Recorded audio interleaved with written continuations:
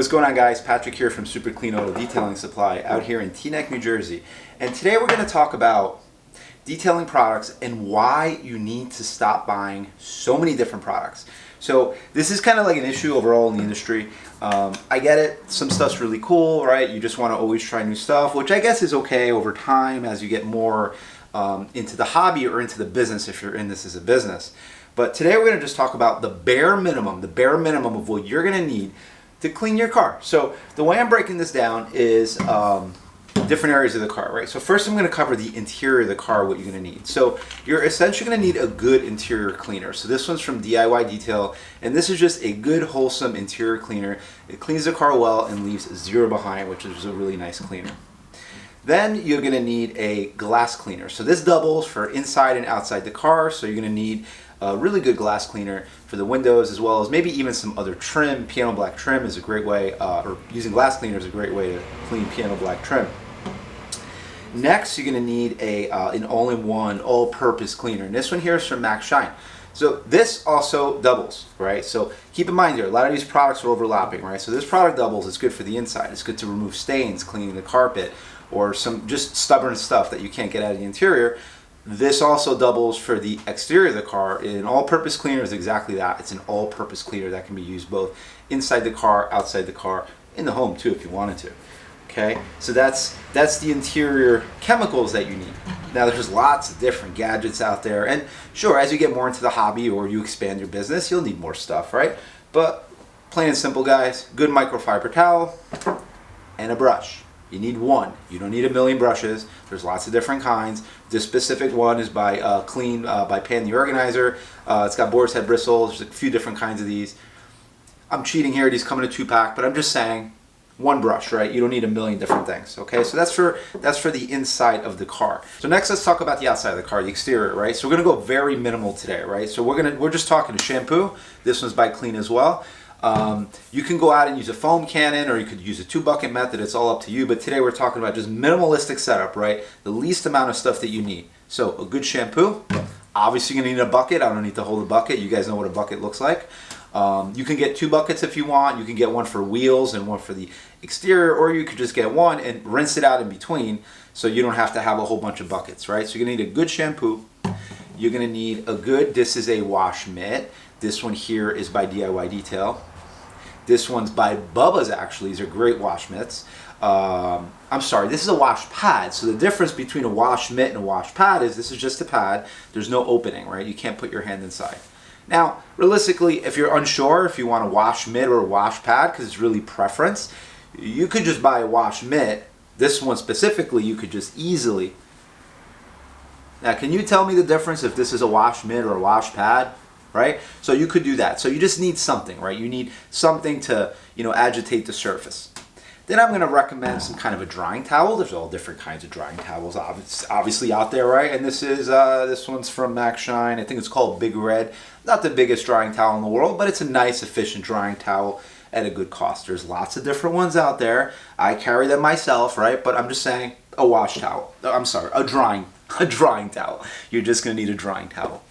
Next is some kind of topper or drying aid. Now we're already kind of going off into the weeds here slightly. Like, is this completely necessary? No, but I think this is okay. It's justifiable to have some kind of a detail spray.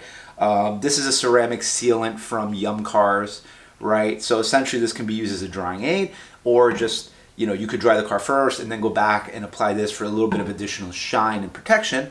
And of course, you're going to need a separate towel specifically for that, because, I guess you could use your drying towel, but after you dry the car, this is going to be all wet and stuff, so it just makes sense to have a specific towel. This one's from the House of Rags. This is called, I believe, the Mr. Twister, right? Okay, so that's the exterior of the car. Wheels, okay? Now, there's lots of little toys out there for wheels and stuff like that. So, tire shine, real quick, you just need a tire shine. This one here is from Max Shine. This is after you clean the wheels. You don't need to get any specific kind of wheel cleaner. I'm just trying to mix it up here, guys, and keep it interesting and use different products. So for today, I'm going to be using or talking about the Maniac tire cleaner. So this is a wheel and tire cleaner, right? So this does both. So you could clean your wheels and your tires. There's things out there that are separate. Yes, they're stronger. Yes, there's less strong products. There's all kinds of different stuff out there, but you just need a good all-in-one wheel and tire cleaner. And by the way, you can use an all-in-one like this as well. So you can use an all-purpose cleaner on your wheels as you wanted to as well. I'm sure some people fight me on that, but that's just the reality of it, right? You don't need a million different kind of chemicals.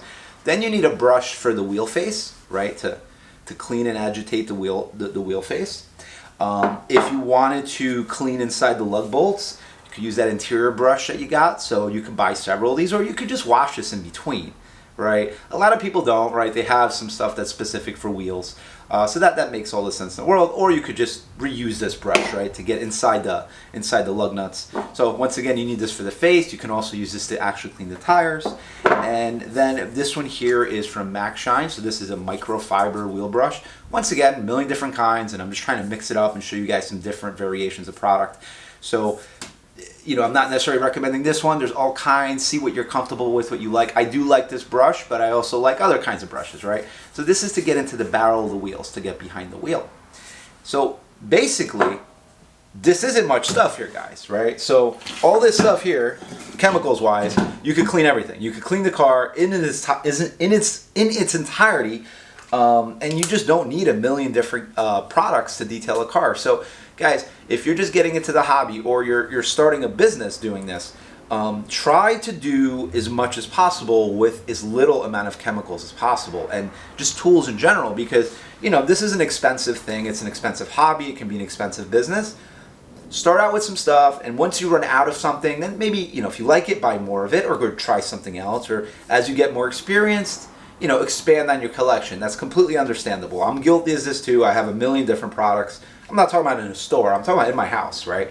That I've tried other stuff. But over time, I've seen that it's just more enjoyable to just have good stuff that works, and that I don't need a million different things. But what works for me, it doesn't necessarily work for you. So as you kind of build out this hobby or business, you need to see what works best for you. And that's really the best product for a job, right? So, you know, sometimes people ask, what's the best product for this? Well, I usually give them options. These are the best products for this. What are you trying to achieve, right? And then over time, you see what works best for you, because what works best for me might not necessarily work best for you or the next guy or gal. So yeah, guys, let me know what you guys think about this video. Please start the conversation down below in the comments.